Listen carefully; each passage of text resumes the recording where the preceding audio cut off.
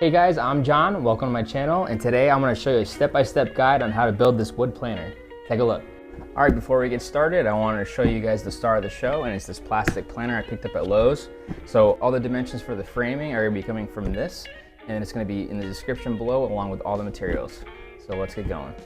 So here I am starting the framing process, and I'm making it out of 2x2 pressure treat. Overall, I wanted the whole planter to be 2 feet tall. I thought it was going to be a perfect size, especially for my space. A tip when cutting is make sure you're not cutting on or to the right side of the piece that you want, because if you cut on the line or into the piece that you want, you're going to end up with a short piece of board. And of course I can't find my pencil. I'll lose those things like I lose everything. So I'm just going to make all my cuts, and like I said, I'm going to list everything down below.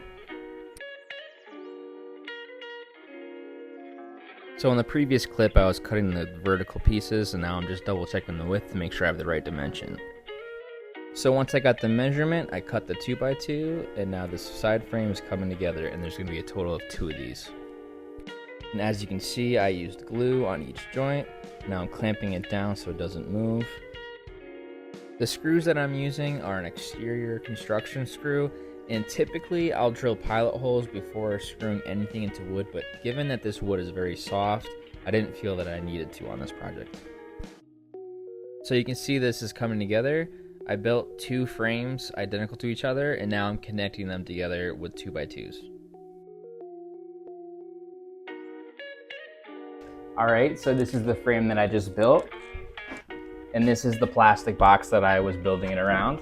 So it fits perfectly right in here. And so what I need to do is now I need to build a frame that goes from here over to support this. So this can slide in and out and catch it, so it can stand on it. After gathering the measurements for the height of the box, I measured from the top of the frame down to this mark and measured with a square. I then cut a 2x2 to fit between the framing, and I made sure to place it on the mark that I just marked with a square, making sure the top of the 2x2 was resting on the line. I then measured and cut 2x2s to go across, and this is what supports the planter. So now you can see the framing right here, which is going to support our plastic planter. So once we slide this in here, you can see how nice and flush it is, and it's supported. So the next step is we're going to be staining this, and then we're going to be cutting the slats to put across here.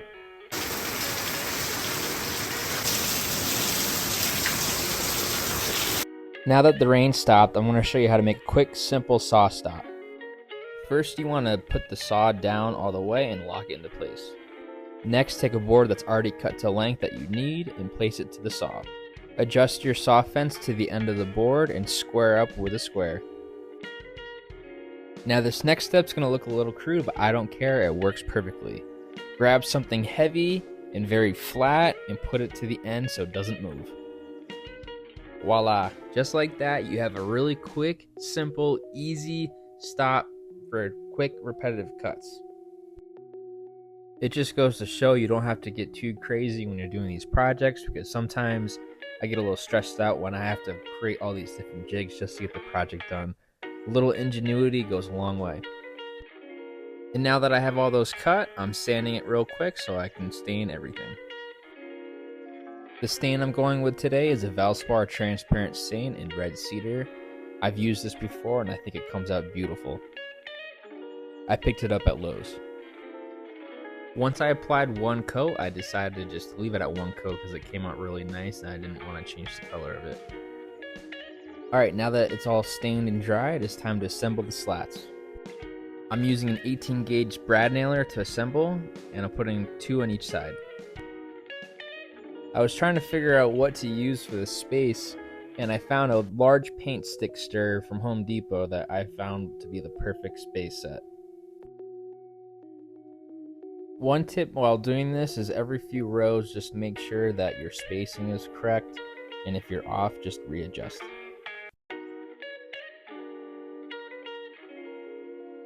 For this project, I decided to do butt joints as seen right here instead of miter joints because I think they hold up better outside.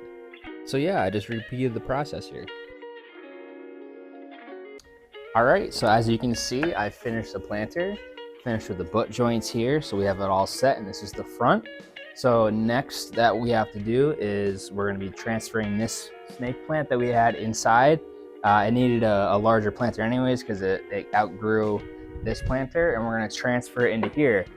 I'm actually really excited because this came out much better than I expected, and I'm going to end up placing it over here, which is where I decided that I wanted this to go anyways. This is why I built it. So yeah, I'm super excited. So let's get to it.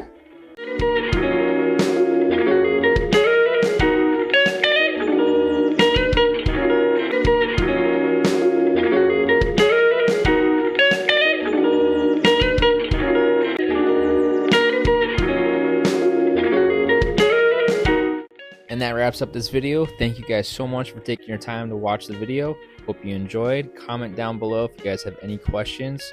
Thank you very much. Like and subscribe.